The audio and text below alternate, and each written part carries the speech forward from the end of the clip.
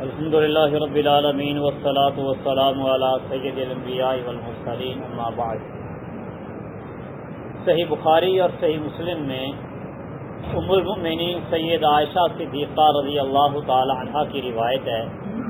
کہتی ہیں کہ کان رسول اللہ صلی اللہ علیہ وسلم اذا اغتسل من الجنابۃ یبدأ فیغسل یدیہ، جب نبی صلی اللہ علیہ وسلم غسل جنابت فرماتے تو آغاز کرتے اپنے دونوں ہاتھوں کو دھوتے، ثم یفرغ بیمینہ علی شمالہ، پھر دائیں ہاتھ سے بائیں ہاتھ پر پانی ڈالتے،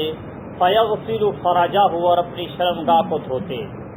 ثم یتوضا، اس کے بعد پھر وضو کرتے جس طرح نماز کے لیے وضو کیا جاتا ہے، ثم یاخذ الماء فیدخل اصابعہ فی اصول شعرہ، اس کے بعد پانی لے کے انگلیوں کو بالوں کی جڑوں میں داخل کرتے، ثم حفن علی رأسہ ثلاث حفنات، پھر سر پر 3 چلو پانی کے ڈالتے، ثم افاض علی سائر جسدہ، پھر سارے جسم پر پانی بہاتے، ثم غسل رجلیہ، اس کے بعد پھر اپنے پاؤں دھوتے۔ ام المؤمنین سید عائشہ صدیقہ رضی اللہ تعالی عنہا اور ام المؤمنین سیدہ ام سلمہ رضی اللہ تعالی عنہما دونوں نے نبی کریم صلی اللہ علیہ وسلم کے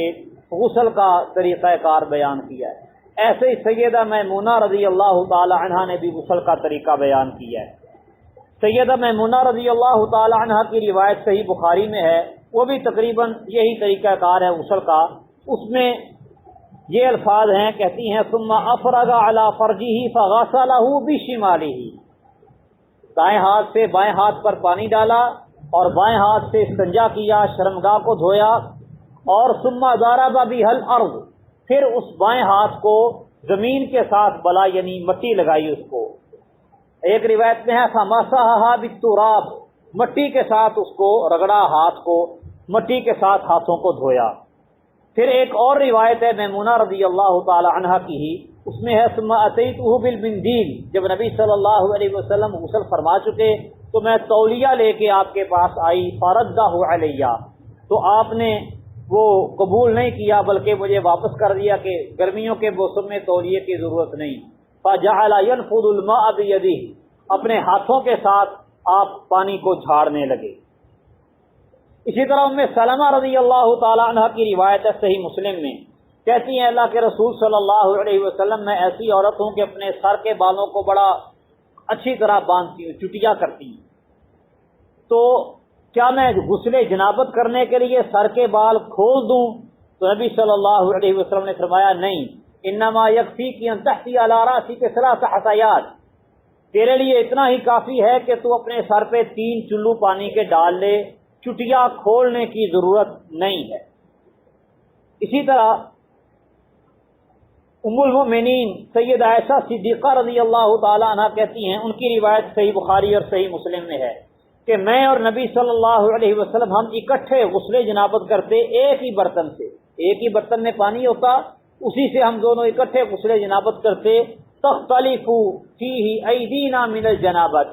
غسل جنابت کرتے اور ہاتھ ہمارے مختلف ہوتے، یعنی کبھی آپ پہلے پانی لے لیتے کبھی میں۔ تو یہ طریقہ کار ہے اختصار کے ساتھ، تفصیل کے ساتھ بھی ذکر ہوا ہے۔ مثلا اس روایت میں آیا ہے کہ نبی صلی اللہ علیہ وسلم نے نماز کے وضو جیسا وضو کیا، اس کی پوری تفصیل بھی ذکر کی ہے ام سلمہ رضی اللہ تعالی عنہا سیدہ عائشہ صدیقہ رضی اللہ تعالی عنہا نے، کہ آپ نے پہلے ہاتھ دھوئے استنجا کرنے کے بعد، شرمگاہ کو دھونے کے بعد ہاتھ دھوئے، کلی کی، ناک میں پانی چڑھایا، ناک کو جھاڑا، پھر چہرہ دھویا وضو کے طریقے کے مطابق، داڑھی کا خلال بھی اس میں شامل ہے، پھر بازو دھوئے، انگلیوں کا خلال بھی اس میں شامل ہے۔ فرماتی ہیں حتی اذا بلغ رأسہ لم یمسح، نماز کے وضو کے طریقے کے مطابق وضو کرتے کرتے جب سر کی باری آئی تو سر کا مسح کرنا تھا نا، لم یمسح، سنن نسائی کی حدیث ہے، مسح نہیں کیا سر کا، بلکہ کیا کیا، افاض علیہ الماء، سر پر پانی بہایا، اس کے بعد اپنے سارے بدن پر پانی بہایا، ثم تنحى من ذلك المکان، پھر جہاں پہ آپ نے غسل کیا تھا وہاں سے الگ ہوئے اور فغسل رجلیہ، اپنے پاؤں دھو لیے۔ اب یہاں کچھ لوگ یہ کہتے ہیں کہ وہاں نکاس کا بندوبست نہیں تھا، پانی کھڑا ہو جاتا تھا، اس لیے آپ وہاں سے ہٹ کے سائڈ پہ جا کے آپ نے پاؤں دھوئے۔ ایسی کوئی بات نہیں ہے، یہ نبی صلی اللہ علیہ وسلم کا طریقہ ہے غسل کا، جو آپ نے اپنایا ہے اسے ہی اپنایا جائے۔ اور رسول اللہ صلی اللہ علیہ وسلم کون سا 10 گیلن پانی سے نہاتے تھے ہماری طرح؟ وہ تو 2 لیٹر 2.25 لیٹر بمشکل پانی ہوتا تھا جس سے غسل فرما لیتے تھے، اور اتنے پانی نے کہاں کھڑے ہونا ہے۔ اور وہ سیانے اور سمجھدار لوگ تھے، وہ پتھر رکھ کے جگہ اونچی بنا لیتے تھے بیٹھنے کے لیے، کھڑے ہونے کے لیے۔ تو یہ خام خواہ کی تعویلیں ہیں۔ نبی صلی اللہ علیہ وسلم کا طریقہ ہے کہ جہاں پہ آپ نے غسل کیا ہے وہاں سے ہٹ کے آپ نے پاؤں دھوئے۔ تو جہاں پہ آپ غسل کرتے ہیں وہاں سے ہٹ کے، غسل خانے سے باہر نکل کے پاؤں دھو لیں۔ یا آج کل غسل خانے بڑے لمبے چوڑے بنے ہوتے ہیں، تو غسل خانے میں جہاں پہ شاور کے نیچے غسل کیا ہے وہاں سائڈ پہ ہو کے بیسن کے پاس جا کے یا سائڈ پہ ہو کے پاؤں دھو لیں، اس جگہ پہ پاؤں نہیں دھونے۔ یہ نبی صلی اللہ علیہ وسلم کی سنت اور آپ کا طریقہ کار ہے، یہ رسول اللہ صلی اللہ علیہ وسلم کا غسل ہے۔ مختصراً یہ کہ نماز کے وضو کے طریقے کے مطابق پہلے تو اپنے ہاتھوں کو دھونا ہے، استنجا کرنا ہے، جہاں گندگی نجاست لگی ہے صاف کرنی ہے، پھر نماز کے طریقے کے مطابق سارا وضو کرنا ہے، بازو دھونے تک سارا وضو بالکل ویسے جیسے نماز کے لیے کرتے ہیں۔ اس کے بعد جب سر کی باری آئے گی پھر مسح نہیں کرنا، یہاں سے ترتیب بدل جائے گی۔ مسح کرنے کے بجائے سر پہ 3 مرتبہ پانی ڈالنا ہے، یا بال اگر گھنے ہیں تو اس طرح اس روایت کے اندر آیا کہ آپ نے انگلیوں کو پہلے تر کیا، انگلیاں تر کر کے بالوں کی جڑوں تک پانی پہنچایا تاکہ سر پہ پانی ڈالتے ہوئے بالوں کی جڑوں تک پہنچ جائے پانی اچھی طرح سے۔ پانی سر پہ ڈالا۔ صحیح بخاری کے اندر مزید وضاحت ہے، آپ نے 3 چلو سر پہ ڈالے پانی کے،